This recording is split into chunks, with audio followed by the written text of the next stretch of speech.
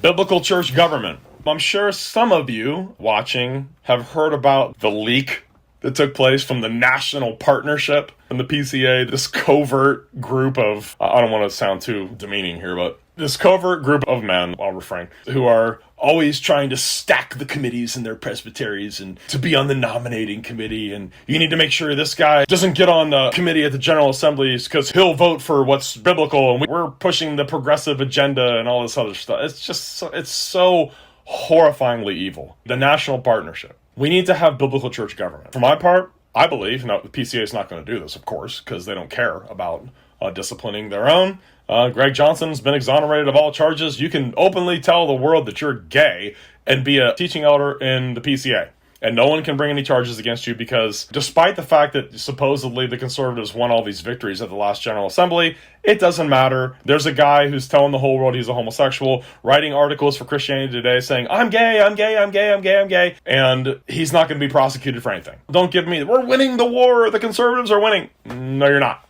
No, you're not. I hate to be a wet blanket, but no, you're not. I believe every single person that's part of the National Partnership should have charges brought against them for being divisive, factionalist. Okay, remember Paul laid into the congregation at Corinth there in 1 Corinthians chapter 1 that there are factions among you. That some say, I'm of Paul, I'm of Apollos, I'm of Cephas. That is a sin. To have these covert groups where you're trying to steer things in a certain direction, that is a sin against the peace and purity of the church. None of them will be charged with it, but they should be.